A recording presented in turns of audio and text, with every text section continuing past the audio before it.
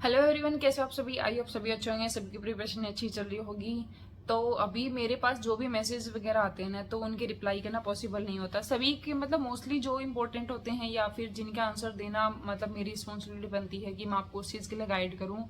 तो उनके या आपको वीडियो के थ्रू या फिर टेलीग्राम से, इंस्टाग्राम से मैं ट्राई करती हूँ आपको उसका मतलब सॉल्यूशन दूँ। फिर भी अगर मेरे से कोई मिस्टेक्स हो जाती हैं या फिर मैं कोई मैसेज नहीं दे पाती हूँ, तो अदरवाइज कोई कमेंट देखे या फिर उसका सॉल्यूशन उसे पता हो तो वो उसका रिप्लाई जरूर देना।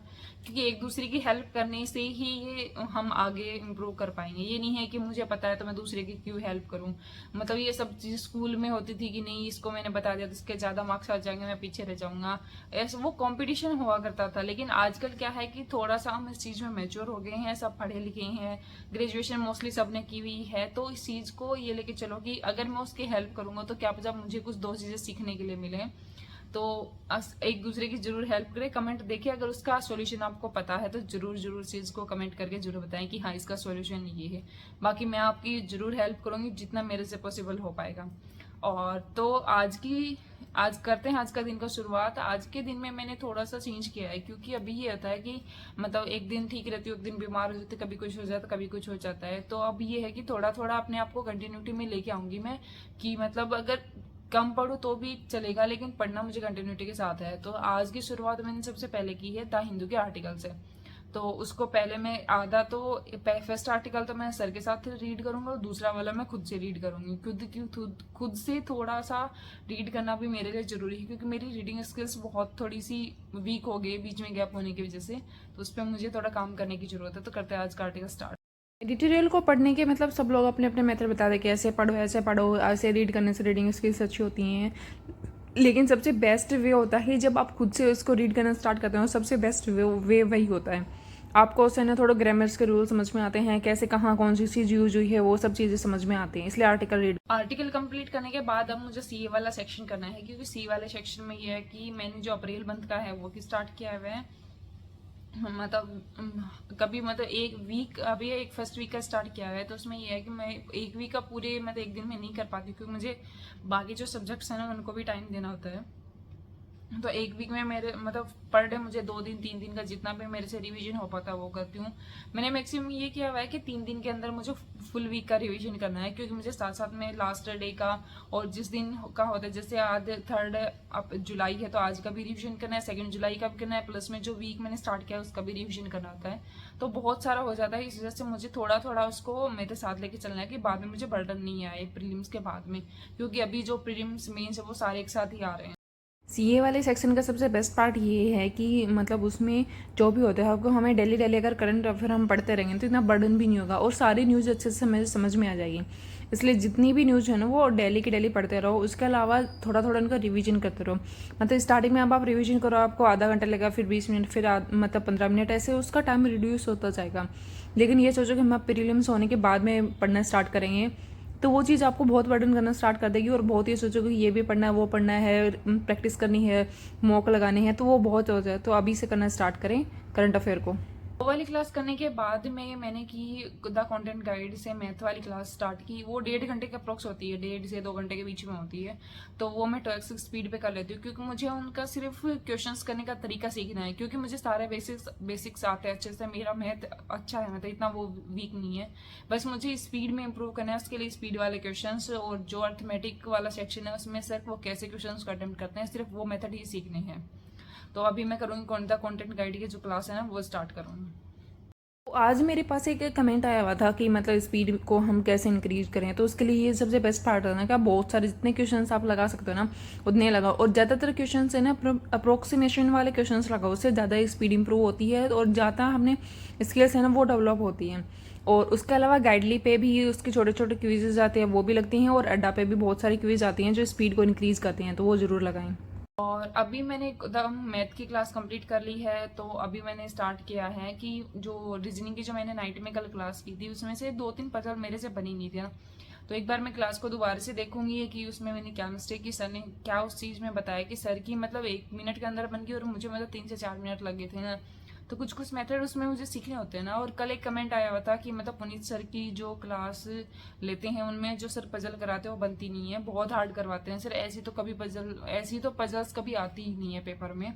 तो ये है कि सर मतलब टारगेट रखते हैं कि हमें बहुत हार्ड से हार्ड करवाएं जिससे हम कुछ सीखें। ये नहीं कि सर इजी इजी करवाते रहेंगे तो ये होगा कि अब तो हम बहुत मतलब कर लेंगे कि सारे क्वेश्चंस मेरे से बनते, सारे पजल मैं बना लेती हूँ, लेकिन बाद में अगर पेपर हार्ड आ गया तो हम सर को ही करेंगे कि सर ने बहुत ईजी करवाई थी, इस वजह से मेरा सिलेक्शन नहीं हुआ, क्योंकि सर ने तो बहुत ईजी करवाई और मैं तो उसी के भरोसे रह गई थी। तो ये सब चीज़ें नहीं करनी है, सर हार्ड करवाते उससे सीखो। फिर इजी तो अपने आप ही बन जाएंगी जब आपको हार्ड आती है, हार्ड के सब रूल्स पता है। अगर आपको रूल्स नहीं पता है ना तो मैं इस वीडियो के मतलब डिस्क्रिप्शन में पिन कर दूंगी, सर की एक क्लास है 100 रूल्स ऑफ पजल, वो देखना। उसके बाद में सर जो चीज़ बताना वो इम्प्लीमेंट करना। ये नहीं कि मुझे तो वो मेथड आता है तो मैं कर लूँगी, उससे इम्प्लीमेंट जरूर करना आपको और उसी के बेस पे करनी है। सर का मेथड देखना, नहीं कि ये कि सर हार्ड करवाते हैं ईजी करवाते हैं। तो जो भी पजल्स नहीं बनी है वो एक बार दोबारा से अटेम्प्ट करके देखो। लास्ट में मैंने करना स्टार्ट किया था, जो सेकंड हाफ था ना उसमें जो पीडीएफ है जो मैं गाइड लेके जो डेली आपको प्रोवाइड करवाते हैं ना वो करना स्टार्ट किया था। सबसे पहले मैंने इंग्लिश की, उसके बाद रीजनिंग वाली पीडीएफ कंप्लीट की और उसके बाद मैं मैथ की जो क्वांट के सेक्शन की ना वो कंप्लीट की। और उसके अलावा जो अभ्यास मैगजीन जो मैंने आपको टेलीग्राम पे दी थी ना वो करना स्टार्ट किया था, क्योंकि उसके साथ साथ मुझे अर्थमेटिक को भी अपने स्ट्रॉन्ग बनाना है। क्योंकि ये नहीं है कि मुझे प्रीलिम्स ही क्लियर करना है, मेंस भी मुझे क्लियर करना है और उसके अंदर है ना बहुत ऐसे डिफिकल्ट क्वेश्चंस आते हैं। तो अभ्यास मैगजीन में इजी, हार्ड, मॉडरेट सारे लेवल्स के पेपर क्वेश्चंस हैं उसके अंदर। अभी मेरा हाफ जो स्लॉट है वो कंप्लीट हो गया, जो क्लासेस वगैरह देखने का वो स्लॉट कंप्लीट हो गया है। तो और अब मैं स्टार्ट करूँगी चेकलिस्ट हैं जो भी।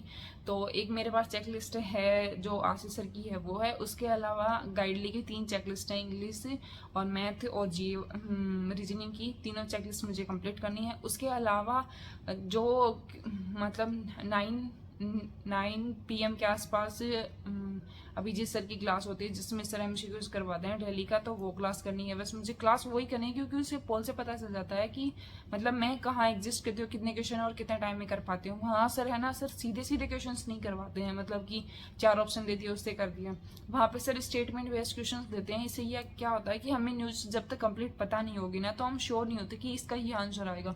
उसमें से छोटा डाटा भी उसमें फिल करके रखते हैं, उस पर बेस भी क्वेश्चंस बना देते हैं।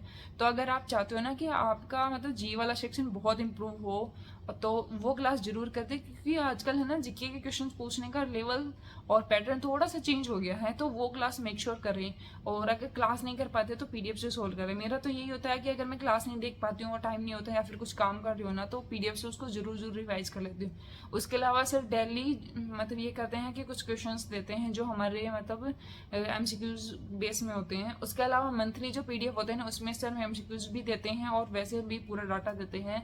तो सब कुछ करने के बाद में MCQs जरूर करें ताकि आपको पता चले कि क्वेश्चंस कैसे बनते हैं और उनका पैटर्न कैसे चेंज हो गया है। तो अभी जो बाकी का स्लॉट है जो मुझे सिर्फ प्रैक्टिस करनी है वो करेंगे। इसके वाला सेक्शन करने के बाद में अब मैं लगाऊंगी एक मॉक, क्योंकि मॉक का सबसे बड़ा चीज़ ये है कि मैंने जून में भी डिसाइड किया था मैं सेक्शनल मॉक लगाऊंगी, लेकिन उस टाइम पे मेरी तबीयत खराब चल रही थी तो कभी मैंने लगाए कभी नहीं लगाए, ऐसा ही हो गया था कि एक दिन छोड़ दिया, 2 दिन लगा ले, 2 दिन छोड़ दिया, 1 दिन लगा ले, तो ऐसे मतलब टाइम बैलेंस नहीं हो पाया था।